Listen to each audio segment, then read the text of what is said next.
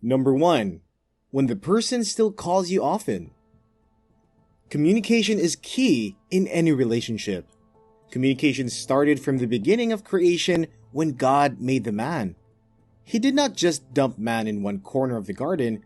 Instead, he specifically put man in the right place and communicated to him what he should do. After that, God would come to the garden to communicate with him from time to time.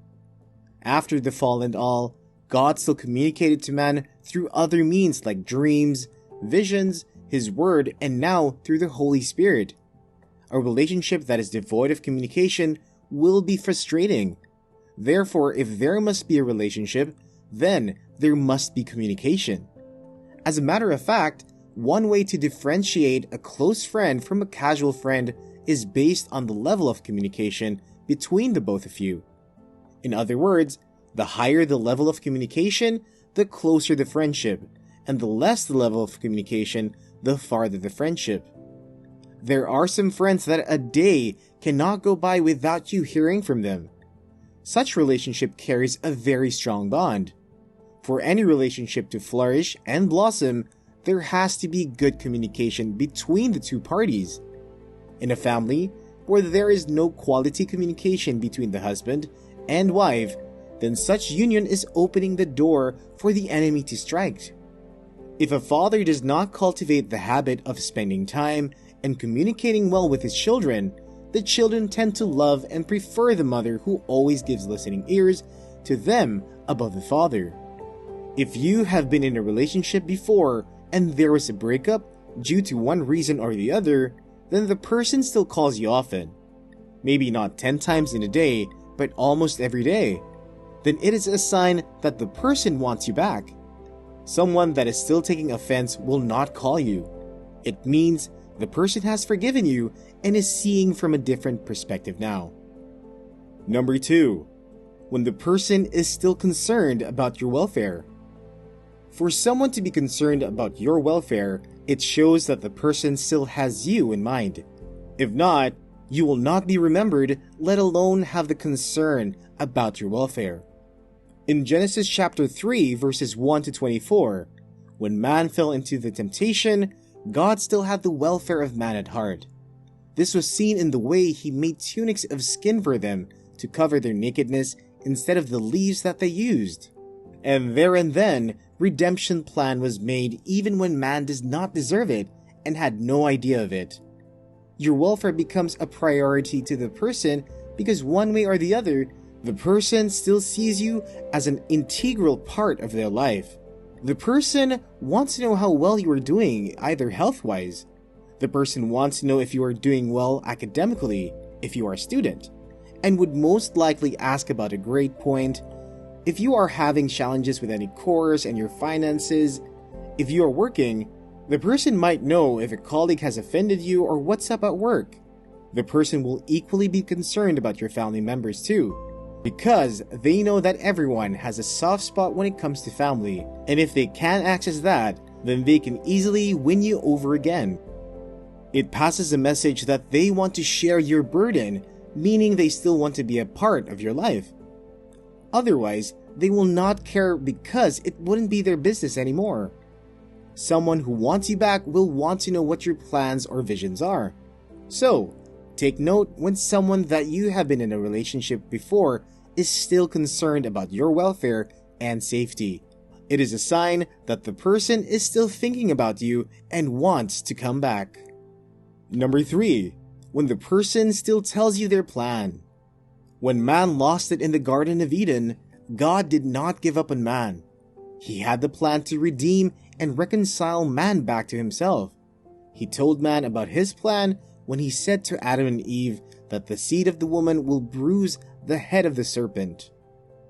From that time on and through different dispensation, God always makes His plans and intentions known to His people, and now He gave us the Holy Spirit who searches the mind and reveals to us the deep things even yet to come. No man reveals their plans to strangers, someone that they took offense in or that they don't trust.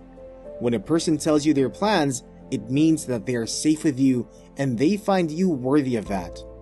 Your plan is not what you have accomplished or achieved. It is what you are setting out to do. In other words, a plan is futuristic, meaning if they tell you about their future events, then they see you feature in it.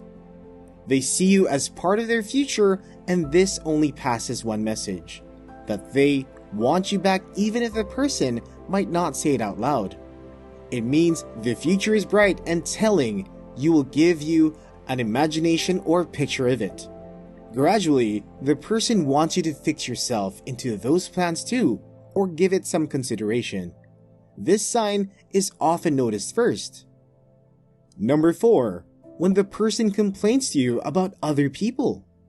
When the person begins to complain to you about other people, especially if the people the person complains about are of same sex as you, it's a green flag that tells you they want you back.